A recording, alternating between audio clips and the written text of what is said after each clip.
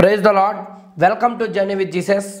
Artificial intelligence మరియు ChatGPT, ఈ రెండు పదాలు మనము ఈ మధ్య కాలంలో తరచుగా వింటా ఉన్నాం. అయితే చాట్ జీపీటీ చాలా ఉపయోగకరమైన టూలు. ఇప్పుడు అన్ని ఆఫీసెస్లో కూడా చాట్ జీపీటీ సహకారంతో వారి యొక్క వర్క్ను మరింత వేగవంతంగా చేస్తూ ఉన్నారు. అయితే ఈరోజు మనము ఈ చాట్ జీపీటీ అనే టూల్ సహాయంతో పాస్టర్స్ ఎవరైతే ఉన్నారో వారు 1 నిమిషములో 1 గంట ప్రసంగము ఎలా తయారు చేసుకోవాలి అత్యంత సులువుగా అన్న విషయాన్ని ఈ వీడియోలో మనము నేర్చుకునే ప్రయత్నం చేద్దాం. అయితే ఇటువంటి ఎడ్యుకేషనల్ కంటెంట్ కొరకు ఈ ఛానల్ని సబ్స్క్రైబ్ చేయండి, బెల్ ఐకాన్ తప్పకుండా ఆన్ చేయండి. అయితే ముందుగా ఒక విషయాన్ని మీకు మనవి చేయాలనుకుంటున్నాను. అదేమిటంటే, ఒక దైవజనుడు, ఒక పాస్టరు లేదా ఒక అభిషక్తుడు వాక్యాన్ని ఏ విధంగా తయారు చేసుకోవాలి అంటే, తన ప్రార్థనా గదిలోనికి వెళ్ళి మోకరించి ఎక్కడికైతే తాను వాక్య సందేశం కొరకు వెళ్తా ఉన్నాడో, ఒక కుటుంబం కొరకైతేనేంటి, ఒక ప్రాంతం కొరకైతేనేంటి, ఒక చర్చలో అయితేనేమిటి, ఆ మెసేజ్ నిమిత్తమై దేవుడు సన్నిధిలో మోకరించి మొరపెట్టినప్పుడు దేవుని యొద్ద నుండి అతడు సమాధానాన్ని పొందుకుంటాడు.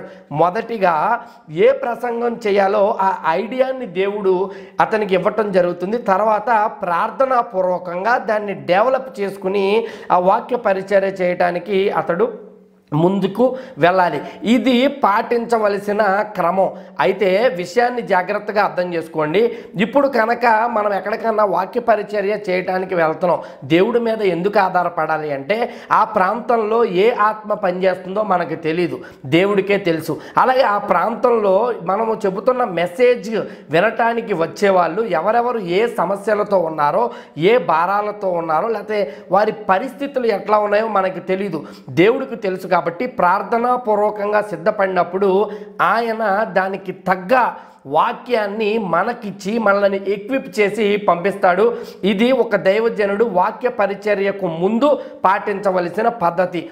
అయితే ఎందుకు చెప్తా ఉన్నానంటే, ఈ 1 నిమిషంలో 1 గంట ప్రసంగం తయారు చేసుకోవట ఎందుకు, దానికంటే ముందు ఈ విషయాన్ని ఎందుకు చెప్పానంటే, కొంతమంది చిల్లరగాళ్ళు కామెంట్స్ చేస్తూ ఉంటారు. ఏమనంటే పిచ్చి పిచ్చి కామెంట్స్ పెడుతూ ఉంటారు. నువ్వు ఇలాగే తయారు చేసుకుంటున్నావా, ఎందుకు పక్కదో పట్టిస్తున్నావు, ఇవన్నీ పెడతారు. కాబట్టి ముందుగానే అసలు ఎట్లా విధానము పాటించాలనేది మీకు చెప్పడం జరిగింది.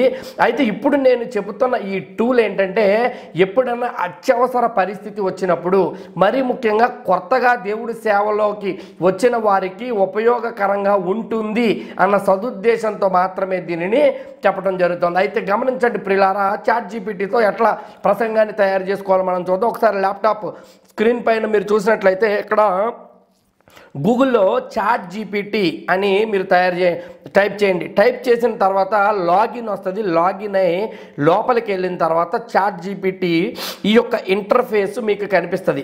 అయితే ఈ ఇంటర్ఫేస్లో ఇక్కడ చూడండి, కింద మెసేజ్ చాట్ జీపీటీ అని ఉంది కదా, దీన్ని మీరు ఏదైతే మెసేజ్ అడుగుతారో దానికి గురించి రిప్లై అది ఇస్తుంది. అయితే ఇప్పుడు మనము ఇక్కడ వాక్యాన్ని ఎట్లా తయారు చేసుకోవాలంటే, దీనినే చాట్ జీపీటీనే ఒక అంశాన్ని మనం దానికి ఇచ్చి వాక్యాన్ని తయారు చేయమని ఇప్పుడు మనం అడుగుదాం.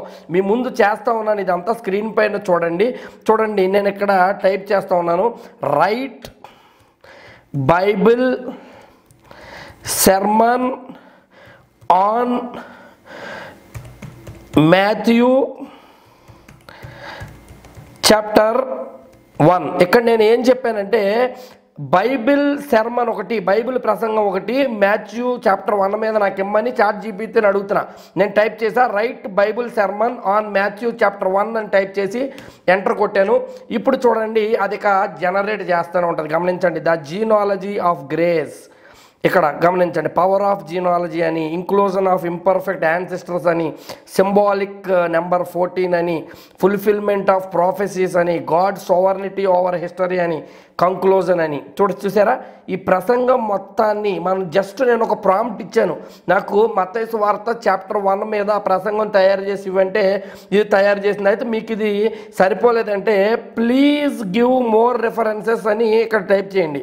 ప్లీజ్ గివ్ మోర్ రెఫరెన్సెస్ అంటే ఇప్పుడు ఇచ్చిన కంటెంట్ ఏదైతే ఉందో దానికి ఇంకా ఎక్కువ రెఫరెన్స్లు కావాలంటే ప్లీజ్ గివ్ మోర్ రెఫరెన్సెస్ నేను టైప్ చేశాను, ఎంటర్ చేశాను. ఇక్కడ గమనించండి, ఇంకా రెఫరెన్సెస్ వస్తుంది, గమనించండి.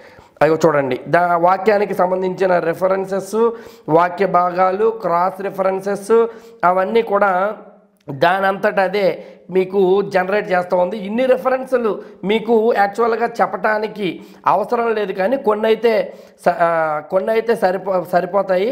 అయితే మీకు వీటిల్లో ఎన్ని కావాలో అన్నీ మీరు కాపీ చేసుకుని లేకపోతే రాసుకుని ముందుకెళ్ళే ప్రయత్నం చేయొచ్చు. అయితే ఇక్కడ చూసారంటే మీకు చూడండి, ఇక్కడ రెఫరెన్సెస్ అన్నీ కనిపించినాయి కదా. ఇప్పుడు ఇది ఇంగ్లీష్లో ఉంటుంది. అయితే బ్రదరు మాకు ఇంగ్లీష్ రాదండి, మాకు తెలుగులో కావాలి అని కనుక మీరు అడిగినట్లయితే సేమ్ ఇదే, right Bible sermon on Matthew chapter 1 in Telugu అని కొడుతున్నాను చూడండి, గమనించండి. ఇక్కడ ఇదే right Bible sermon Matthew chapter 1లో నాకు తెలుగులో ప్రసంగం ఇవ్వు కొట్టాను, గమనించండి. ఇది చూడండి, అనుగ్రహము వల్ల వంశావళి, గమనించండి, శుభోదయము అవన్నీ కూడా ఇక్కడ టైప్ చేస్తూ ఉంది. మీరు ఇన్ తెలుగు అని కొట్టగానే తెలుగులో అది ఏ రకంగా ప్రసంగాన్ని, అయితే తెలుగు ప్రసంగానికి అది తయారు చేయడానికి కొద్ది టైం పడుతుంది. అంటే టైం అంటే ఎక్కువసేపు కాదు, జస్ట్ ఇది 30 సెకండ్లలో తయారైతే ఇంగ్లీష్ ప్రసంగము ఇది ఒక 15 సెకండ్లు ఎక్స్ట్రా తీసుకునే అవకాశం ఉంది. అయితే మీరు ఇక్కడ గమనించినట్లయితే తెలుగు మనకు సులువుగానే అర్థమవుతుంది. ఇక్కడ మనకి అర్థం కాకుండా ఏదైనా ఉంది లేకపోతే తర్జుమాలో లోపాలు ఉన్నాయంటే ఆ ఇంగ్లీష్ స్క్రిప్ట్నే మనం కాపీ చేసుకుని గూగుల్ ట్రాన్స్లేటర్స్ ఉంటాయి, అందులోకి వెళ్ళి ఇంగ్లీష్ టు తెలుగు ట్రాన్స్లేట్ చేసుకున్నట్టయితే ఇంకా మనకి యాక్యురేట్ స్క్రిప్ట్ వస్తుంది. చూడండి, తామారు గురించి, రాహాబు గురించి, రూతు గురించి, బత్షెబా గురించి ఎంత చక్కనైన వివరాలు ఇది ఇస్తూ ఉందో మనం గమనించాం. అయితే ఈ రకంగా ఏ ప్రసంగాన్నైనా సరే, ఏ టాపిక్కి సంబంధించిన ప్రసంగాన్నైనా సరే నిమిషంలో మనం తయారు చేసుకోవచ్చు. ఇంకొకటి మీకు చేసి చూపిస్తాను. ఇంకొక టాపిక్ దీనికి ఇద్దాం, right Bible sermon on God's love, అంటే దేవుని ప్రేమ మీద, గాడ్స్ లవ్ మీద బైబిల్ సెర్మన్ అడిగాను. చూడండి, ఇందాక ఒక చాప్టర్ మీద అడిగా, మత్తయి సువార్త 1వ అధ్యాయం మీద తయారు చేసి ఇవ్వని. ఇప్పుడు గాడ్స్ లవ్ అంటే దేవుని ప్రేమ అనే టాపిక్ మీద నాకు ఇవ్వమంటే ఇక్కడ చూడండి, రెఫరెన్సులతో సహా అది చక్కటి ప్రసంగాన్ని మనకి తయారు చేసి ఇస్తూ ఉంది. ఇది తెలుగులో మనకు కావాలంటే సేమ్ ప్రాంప్ట్ మనం టైప్ చేసి తర్వాత ఇన్ తెలుగు అని కొడితే తెలుగులో అది చక్కటి ప్రసంగాన్ని మన కొరకు తయారు చేసేస్తుంది. అయితే ప్రియులారా గమనించండి, ఇంతకు ముందే చెప్పాను, ఇది కేవలము ఎడ్యుకేషనల్ పర్పస్ మాత్రమే. దేవుడి మీద ఆధారపడి మనం ఏదైనా సాధించుకుంటే అది ఎక్కువ ప్రతిఫలాన్ని ఇస్తుందన్న విషయం నాకు తెలుసు. దాన్ని కొత్తగా దేవుడి పరిచర్యలోకి వచ్చే మీరు అందరూ కూడా దయచేసి గుర్తుపెట్టుకోండి. అయితే 1 నిమిషంలో అత్యంత సులువుగా ఎట్లా తయారు చేసుకోవాలి అనేది నేను మీకు ఇక్కడ చూపించడం జరిగింది. ఇటువంటి ఎడ్యుకేషనల్ కంటెంట్ కొరకు ఖచ్చితంగా ఈ ఛానల్ను సబ్స్క్రైబ్ చేసుకోండి. ఈ వీడియో మీకు నచ్చినట్లయితే లైక్ చేయండి, షేర్ చేయండి, మీ విలువైన సూచనలు కామెంట్స్ రూపంలో చెప్పే ప్రయత్నించండి. మానక ఈ పరిచర్య కోసం ప్రార్థించండి. దేవుడు మన దేశమును దీవించునుగాక. ఆమెన్.